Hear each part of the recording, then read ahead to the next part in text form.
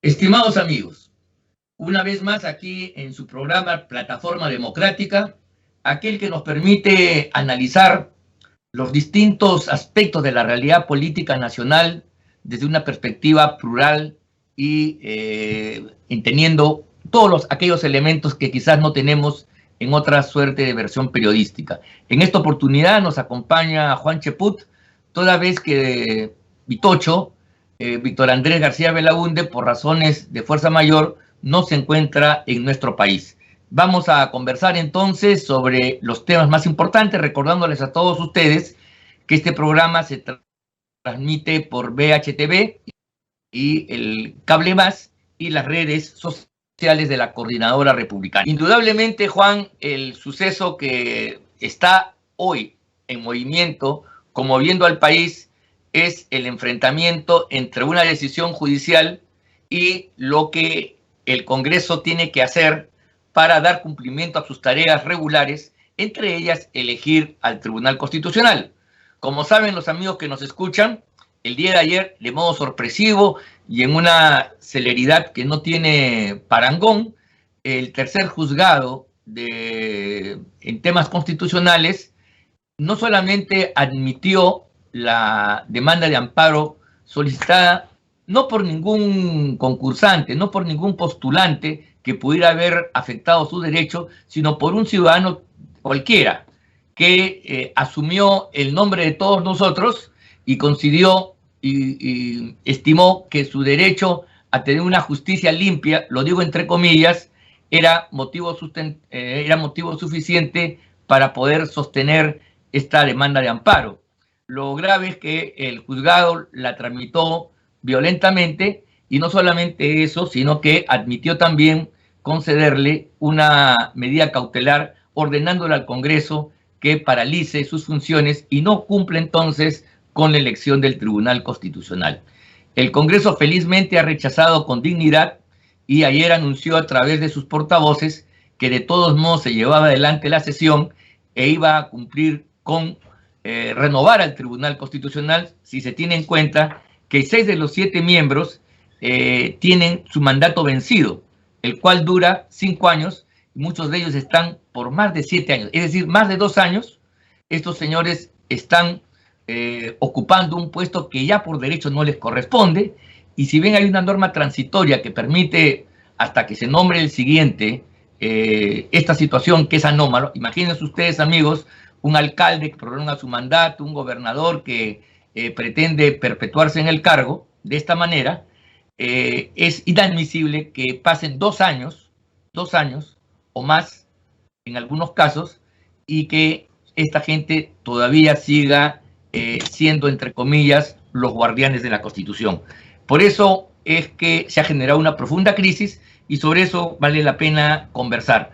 ¿Qué te parece a ti esta situación, Juan? ¿Cuál es tu parecer sobre esta actitud de una jueza provisional? Subrayo provisional, no es una jueza titular de carrera, es una jueza provisional y que, según nos tenemos entendido, ni siquiera su especialidad es el derecho constitucional, sino su práctica ha sido en materias de derecho del trabajo, en materias laborales. Juan, adelante. Bueno, en primer lugar, la primera impresión que tengo, Ángel, un gran abrazo y un saludo a todos los que nos están viendo. La primera impresión que tengo es que este grupo de personas que ha tomado por asalto el sistema de justicia y que tanto critica a Montesinos y sus oscuras prácticas, las utiliza con entusiasmo. Los jueces provisionales, las medidas express, el manejo a antojo de los poderes del Estado, es una situación que nos retrotrae a lo que fue el país en la década de los 90. Yo, la verdad, es que estoy impresionado de la forma como el Perú se ha convertido en una caricatura institucional.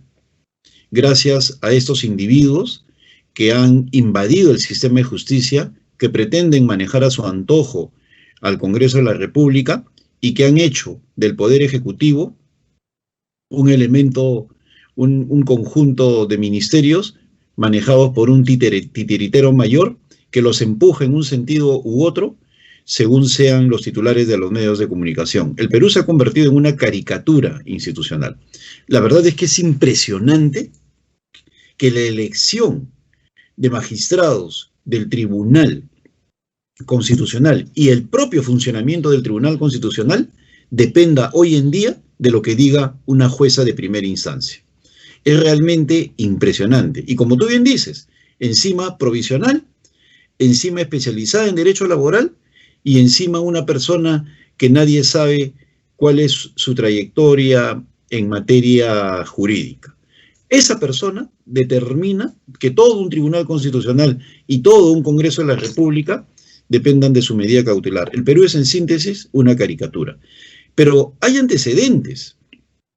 Yo necesito hacerle recordar como contexto a los que nos están viendo, qué sucedió el 30 de septiembre del año 2019. Se disolvió el Congreso. ¿Y por qué se disolvió? Porque al igual que ahora, se atrevieron a elegir a un miembro del Tribunal Constitucional. Eso fue la gota que derramó el vaso, según manifestó este individuo Martín Vizcarra, y su adlátere, un pobre señor que nadie sabe cómo llegó a premier, el señor Salvador del Solar, para generar una controversia, pateando puertas y de manera altanera, luego repitiendo de memoria un discurso, ¿no?, fabricado por otros, para de esa manera generar la confrontación y luego proceder a disolver el Congreso. ¿Por qué? Porque este se atrevió a cumplir con su rol constitucional de elegir a un magistrado. Allí empieza la vorágine que nos ha llevado a este deterioro institucional. Luego vino la asonada contra Manuel Merino, impulsada por las mismas personas. Una asonada que consistió en evitar que se consolidara el gobierno legítimo y constitucional de Manuel Merino, porque obviamente iba a cambiar el orden de las cosas, un orden de las cosas que a ellos les conviene, en el cual la manipulación del Ejecutivo, el Legislativo y el Poder Judicial se han convertido en un estándar desde el año 2011. Entonces, yo creo que el día de hoy, me parece muy bien que la Junta de Portavoces haya decidido ayer y ratificado hoy continuar adelante con el proceso. Se tiene que elegir a los magistrados del Tribunal Constitucional. El precedente que sentarían para el país sería nefasto. Simplemente ya no habría separación de poderes ni Estado de Derecho en el Perú y la Constitución habría sido arrojada por la borda. Si el Congreso capitula ante el embate de ONGs y medios de comunicación y cierto sector político el día de hoy. Yo creo que ha hecho bien la Junta de Portavoces en imponerse a los deseos de la presidenta del Congreso, Mirta Vázquez, de evitar la discusión y la elección de los miembros del Tribunal Constitucional, y espero que hoy por lo menos se consolide la elección de 4 de los 6 miembros que deberían elegir. Sí, sin duda alguna creo que la reflexión es esa, ¿no? Lo que estaría en juego es el propio Estado de Derecho y el rol que cumple cada orden, cada sistema, cada poder político dentro de un Estado donde hay separación y equilibrio. La interferencia de uno en otro es grosero. Es como si el Parlamento, por ejemplo, le dijera a los jueces: quiero que la sentencia salga en ese sentido, o no me gusta tal sentencia, o a la Fiscalía le dijera: no lleven adelante a cabo tal investigación. Esas cosas serían reprobables, como reprobable es que una jueza, en una acción de amparo, que repito, tiene como objeto cautelar los derechos particulares de los ciudadanos, ¿no?, de las personas, ante una afectación, permita que un tercero, que no tiene nada que ver en el pleito, porque ni siquiera, mira Juan, quiero explicar a los amigos que nos están escuchando lo siguiente, que el amparo puede proceder contra cualquier instancia del Estado que violente algún derecho. Cuando García interpuso el amparo fue porque la comisión que lo estaba investigando no había cumplido los trámites de lo que se conoce con el debido proceso. ¿Qué cosa es el debido proceso? Respetar los tiempos. ¿Qué cosa es el debido proceso? El derecho a la defensa, escuchar, contradecir, analizar. Esas son las reglas que uno puede acudir en defensa porque es agraviado. Pero en aquella oportunidad el Poder Judicial no le dijo al Congreso que no investigara, porque esa era su función elemental, ¿no? Igualito sucedió con Javier Díaz-Canseco, que fue reivindicado, después de muerto incluso, al establecer que la decisión que había tomado entonces el Congreso de la República había sido injusta, pero era agravio a una persona. En este caso concreto, ¿cuál es el agravio? Este personaje oscuro que hace esta demanda es el mismo que ha impedido que el Colegio de Abogados de Lima pueda elegir al miembro del Tribunal Constitucional que le corresponde mediante medidas cautelares, porque a él le parecía que las elecciones no estaban a su juicio... Del Jurado Nacional de Elecciones. Claro, claro, al Jurado Nacional de Elecciones, y esa es la explicación última por la cual tiene 4 miembros y no 5, y le da un poder especial, un suprapoder a Salas Arenas. Entonces, si empezamos a concatenar esto, vemos que no es aquí la jueza. Aquí no estamos ante un conflicto jurídico que algunos quieren hoy remitir. Estamos ante una decisión política, de lo que tú bien has dicho, de un sector mafioso que ha capturado el Estado y que utiliza las herramientas de la jurisdicción para poder sacar adelante sus propósitos. ¿Cuál es el propósito en este caso? Es mantener una determinada correlación, una mayoría en el Tribunal Constitucional que le permita hacer todas las tropelías que Vizcarra hizo durante su mandato, con el Tribunal Constitucional diciendo que la cuestión de confianza se podía hacer en cualquier oportunidad y por cualquier cosa, y que el abuso de su comportamiento era legítimo, y que el cierre del Congreso era constitucional. El tribunal fue el guardaespaldas jurídico de todas las decisiones del señor Vizcarra. Y además, muchas de las leyes que el Congreso ha sacado, incluso leyes que podemos tú y yo estar de acuerdo que son leyes muy malas, pero no toda ley mala, no toda ley que tiene errores y que genera gasto es por definición inconstitucional. La inconstitucionalidad solamente procede cuando se agravia a través de la legislación algún derecho fundamental ciudadano o cuando se afecta las competencias de uno y otro sistema. Porque si no, todas las leyes pues deberían pasar por el Tribunal Constitucional y en última instancia el Tribunal Constitucional sería pues un actor político como el Senado con capacidad de revisar lo que hace la Cámara, en este caso el Congreso de la República. Este tipo de maniobras entonces esconde algo más y eso es lo que yo quería contigo inducir. Aquí hay interés en que se mantenga una determinada correlación que sirvió a Vizcarra, pero que podría servir al futuro presidente de la República para que desde este tribunal se avalen todas las posibles acciones, como por ejemplo cambiar la Constitución por métodos vedados y que tenga la bendición del Tribunal Constitucional. Así, eventualmente, el señor Castillo, de ser proclamado y de querer mañana violentar el orden jurídico, tendría en el Tribunal Constitucional en mayoría una suerte de respaldo jurídico, institucional, que le diera validez a sus acciones. De eso se trata en última instancia, de ahí el temor, de ahí la rabia, de ahí el recurrir a este mecanismo burdo de que una jueza de primera instancia provisional sea la que intente frenar el funcionamiento regular del Congreso. ¿No te parece? Sí, estoy completamente de acuerdo. Acá definitivamente hay un conjunto de personas que llegó al poder y se le permitió influenciar en una serie de estamentos durante el gobierno de Ollanta Humala.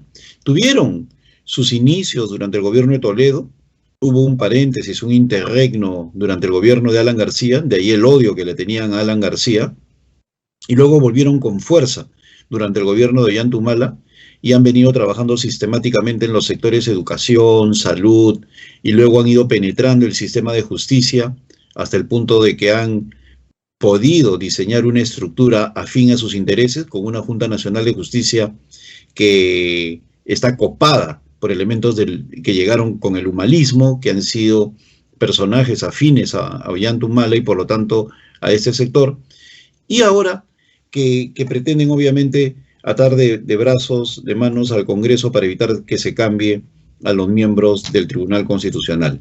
Entonces, estamos pues frente a una estructura indiscutiblemente mafiosa, entendiéndose por mafia un conjunto coordinado de elementos que distorsionan la ley para beneficiarse en función de sus propios intereses. O sea, hay una estructura mafiosa que defiende el establecimiento, que defiende el statu quo, que no quiere ningún tipo de cambio y en la cual están metidas pues universidades, ONGs, opinólogos, estudios de abogados, que han hecho pues de la justicia en el Perú un mamarracho, a su antojo, a la forma como ellos quieren que sean las cosas, y han copado también algunos medios de comunicación.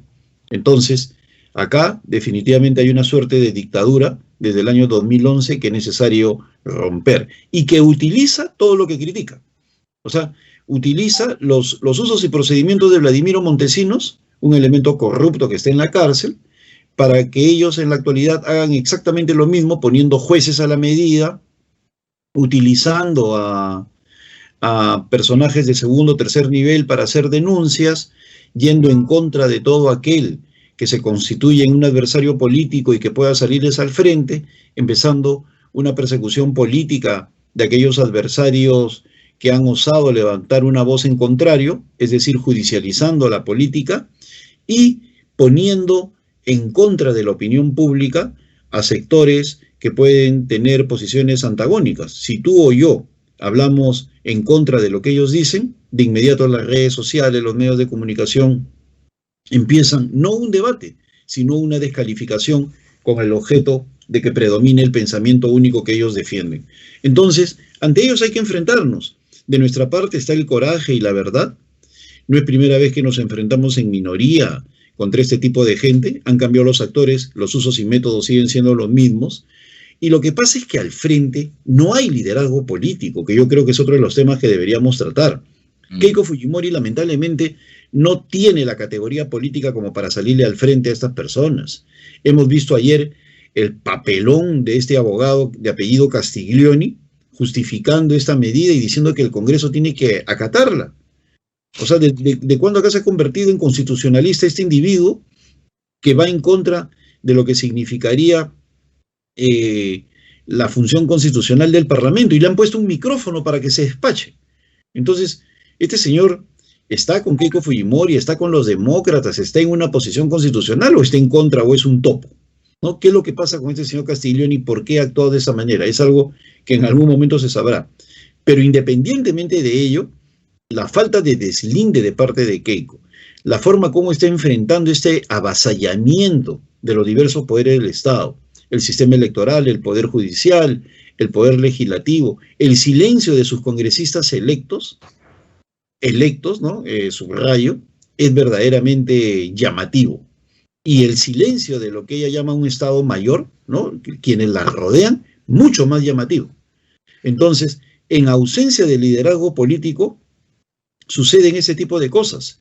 Yo creo que mientras estos individuos tienen un liderazgo no político, sino fáctico, de las ONGs que actúan concertadamente, de los medios de comunicación, ahora Pedro Castillo, que se ha subido, no actúa como líder, pero se ha subido a la ola porque va a depender de ellos. Al frente existe una centro derecha, un grupo de demócratas que no encuentra una articulación política, en parte porque ha creído equivocadamente que ese liderazgo debería estar en el fujimorismo, y no es así. Yo hoy, después de haber visto la actitud de Keiko Fujimori el día de ayer, estoy convencido que lamentablemente ya no puede liderar este propósito. Acá hay algo más allá. Acá hay una lucha por la democracia, una lucha contra el comunismo, que tiene que encontrar otro tipo de liderazgo político para poder enfrentársele. Totalmente de acuerdo, y la lucha por la democracia tiene que llamar las cosas por su nombre. Tú has hecho ahorita una afirmación fundamental que lamentablemente todavía no ha adquirido una fuerza en la ciudadanía y no se ha generalizado. Yo creo que tenemos que hacerlo. Hay que empezar a llamar corruptos a esta mafia que se ha enquistado en los poderes jurisdiccionales. Me estoy refiriendo al propio Poder Judicial, al Ministerio Público, a la Junta Nacional de Justicia y por extensión, toda vez que delegados de estos organismos van a él, al Jurado Nacional de Elecciones. Y miren cómo funciona el Jurado Nacional de Elecciones, que proviene de estas fuentes. Entonces, esto ya no es casual. Aquí estamos ante un mecanismo corrupto y hay una enorme corrupción en las instancias jurisdiccionales. Corrupción, del punto de vista etimológico, no es el cambio de favores y dádivas por dinero, como algunos creen erróneamente. La corrupción es el desvío, la desnaturalización de una función original por otra. Y la justicia, cuando se pone al servicio del poder de turno, es una justicia corrupta. Es una administración del proceso de impartición de justicia esencialmente corrupto. Y eso es lo que tenemos. Tenemos jueces, fiscales, miembros del jurado de elecciones, miembros de la Junta Nacional de Justicia, que se concertan para darle a sus actos arbitrarios una legitimidad Y ahí viene la falta de liderazgo político, porque efectivamente Keiko Fujimori en todo este tiempo, a pesar que la campaña contra ella es de todo punto manifiestamente ilegal y que en cualquier país democrático eso sería insostenible, ella sostiene como mansa paloma que se somete a la justicia. Entonces, el mensaje que le da al país, en lugar de llevar la cosa al terreno político como corresponde, porque una cosa es el funcionamiento de las cosas jurídicas y otra cosa es cuando se abusa de ella para otros fines. Y tenemos que tener ojo y capacidad y perspicacia para distinguir uno de lo otro, el grano de la paja. Aquí nadie está negando las funciones del Poder Judicial, la independencia de poderes, pero cuando existen las interferencias que hemos tenido, incluyendo la del Tribunal Constitucional, que es parte de este ordenamiento de órganos encargados de impartir justicia, vemos nosotros que hay algo que se está pudriendo de modo grosero y quizás ahí está la fuente de poder de estos elementos llamados caviares que no tienen representación en el Congreso, que no tienen un partido explícito, que actúan en la trastienda, pero que han logrado a través del tiempo ubicarse, colocarse, atrincherarse en estas instancias jurisdiccionales y desde las cuales desarrollan sus acciones letales contra el orden democrático. Creo que esto es fundamental. Es una tarea por hacer. ¿Por qué? Porque a diferencia de antaño, en la cual cuando mañana querían perseguirte venían a tu puerta o la rompían simplemente y te llevaban preso por ser un subversivo y estar contrario al orden y la seguridad pública, en esta oportunidad la campaña es una campaña sofisticada, tecnológica, que se viste, que se adorna, que se arropa de elementos jurídicos para darle legitimidad y esconder la profunda arbitrariedad que contienen estas medidas. Podríamos demorarnos mucho tiempo en explicar cada una de ellas, pero esta del Congreso es una más, que ellos utilizan sin reparo para intentar salir sus fines. ¿Cuál? Mantener una correlación en el Tribunal Constitucional que le permita seguir sirviendo al poder de turno. Eso es lo inaceptable y creo yo que la falta de liderazgo, en este caso concreto a la cual tú has aludido, está, entre otras cosas, en la incapacidad para llamar las cosas por su nombre, en permitir que este secuestro de la justicia, y justicia hablo en general, todos los organismos que administran justicia o hacen investigaciones para la justicia, que se comporten del modo en que lo vienen haciendo. Creo que reconocerles a ellos legitimidad es un error y por eso considero que la decisión de los portavoces el día de ayer del Congreso de la República de rechazar esta maniobra es por fin un paso en el sentido de poner al desnudo lo que está detrás de toda esta manera. Aceptar esta presión, someterse al abuso de las reglas, a la desnaturalización grosera del derecho para otros fines, es simplemente una abdicación que, concuerdo contigo, la mayoría de la clase política ha admitido. Creo que eso es un gravísimo error y que lo hemos pagado con creces y es tiempo de decirle basta ya. ¿No te parece? Completamente de acuerdo, Ángel. Tú y yo tenemos experiencia en el enfrentamiento a estos sistemas corruptos y perversos que colectivamente actúan perjudicando el correcto desempeño o el desempeño adecuado, constitucional, legítimo, según el Estado de Derecho de los diversos poderes del Estado. Hemos vuelto a una situación similar a la de los años 90 y yo no tengo ninguna duda de acá. Lo que se está defendiendo son un conjunto de prebendas, de consultorías, asesorías, beneficios, fallos a la medida. O sea, se ha formado una estructura de poder paralela a la que debería emanar de los órganos constituidos y obviamente no quieren perder los privilegios y acciones que les favorecen con el cambio en el Tribunal Constitucional. Yo creo que la juventud tiene que reaccionar fundamentalmente porque la juventud, por buena voluntad, ha sido manipulada durante la sonada que hubo contra Manuel Merino y luego justificando la disolución del Congreso en el año 2019. Ahora quieren hacer un tercer golpe de Estado yendo en contra del poder legislativo, evitando que se puedan elegir a nuevos miembros del Tribunal Constitucional. Y mira, esta gente actúa de manera tan perversa contra los intereses de la nación que ocultan un hecho incontrastable, difícil de ser contradecido, que es que el próximo Congreso solamente tiene minorías. Hay una primera minoría que está conformada por 37 parlamentarios del Partido Perú Libre. Y hay luego pequeñas bancadas que en conjunto va a ser muy difícil que se integren para elegir a los nuevos miembros del Tribunal Constitucional.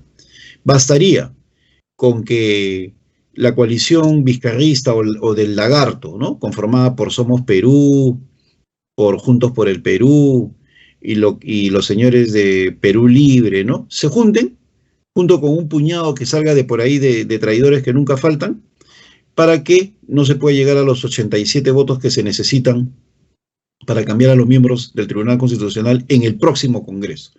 Por lo tanto, los actuales miembros del Congreso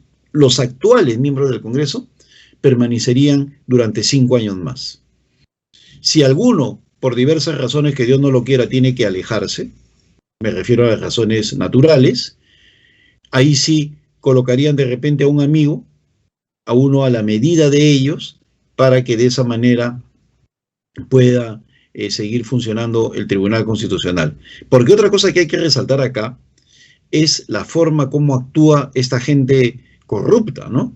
Cuando se trata de los amigotes o de alguien de su entorno, allí sí no dicen absolutamente nada. Esta gente jamás criticó a Martín Vizcarra en sus actos corruptos, ni siquiera los vinculados ya no al orden constitucional, sino a la gestión, como en el caso de salud, o de vivienda, o de transporte. Nunca se les ha visto señalar a Martín Vizcarra por los comprobados actos corruptos que han llevado a que esté en estos momentos con impedimento de salida del país, que se haya salvado de la prisión domiciliaria y que haya sido vacado como presidente de la República. Nunca lo han cuestionado.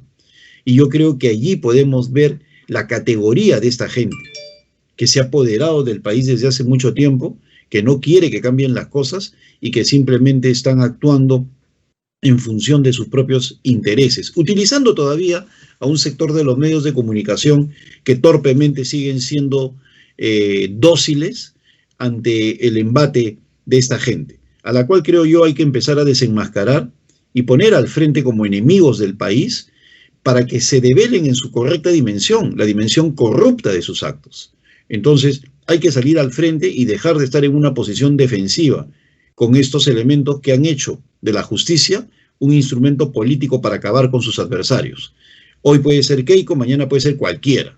Entonces hay que empezar de una vez a desenmascararlos ante la opinión pública para que de esa manera se vea el carácter y el origen que tienen y el daño que le vienen haciendo al país. El país se ha convertido en un país dividido y de odios. ¿Por qué? Por culpa de esta gente, incapaz de voltear la página, que necesita de enemigos para seguir consiguiendo prebendas y recursos del extranjero y que le importa un comino el desarrollo del país. Sí, sin duda alguna eso es, pues claro, estamos ante esa situación gravísima. Creo que hay que empezar a identificar dónde está la corrupción, qué cosa es la corrupción en primer lugar, y el poder de esta gente que uno no sabe de dónde viene, dónde está, no nace del flujo de la voluntad democrática de los ciudadanos, sino de esta colocación, de esta forma de haberse asolapado, mimetizado, y efectivamente ocupar posiciones de poder en la Fiscalía, en el Poder Judicial, en el Tribunal Constitucional, en el Jurado Nacional de Elecciones, ¿no? En fin, en todos estos organismos en el Consejo de la Magistratura, donde educan y le lavan la cabeza a los jueces en cierta dirección. Todos esos mecanismos, mira tú, son controles. Esto podríamos conversarlo en otro programa, pero no quiero terminar sin decir lo siguiente, que en la concepción clásica de tripartición de los poderes del Estado, siempre se consideró que el Poder Judicial, ¿no? Y Poder Judicial, aquí englobo todas las funciones jurisdiccionales, ¿no? Todas ellas, era el Benjamín, era el poder más débil. Sin embargo, esta gente ha logrado en estos últimos años, en base a una concepción ideológica que se transmite en las universidades, decir que los jueces son los que en última instancia hacen la ley, que la ley y la constitución son lo que los jueces dicen. Esa es la teoría, mira tú, peligrosísima. Lo que los jueces dicen finalmente es la ley, es el derecho, y lo que dice el tribunal es lo que es la Constitución. Con esa concepción, que puede doctrinariamente ser, en fin, aceptado, discutido o no, se han cometido todas estas... Esa es la gran coartada para avanzar en este copamiento desde la justicia o desde la administración de justicia sobre el resto del país y sobre el resto de los poderes. Bueno, ha sido un gran programa. Yo quiero agradecerte, Juan, tus comentarios y decirles a todos ustedes que estamos reconocidos por su presencia y espero que estos puntos de vista, estas aproximaciones nuestras, les sirvan a ustedes para formarse un criterio, sobre todo cuando es necesario, imprescindible, empezar a desechar el grano de la paja y hacer un esfuerzo superior para percibir la realidad que está recubierta en muchos oropeles, de muchos mantos, de muchos vestimentos que no tienen fundamento. Te agradezco, Juan, tu presencia, el tiempo nos ha ganado y un saludo a todos ustedes, amigos de Plataforma Democrática, y nos vemos con nuestro programa la próxima semana. Muchas gracias. Muchas gracias.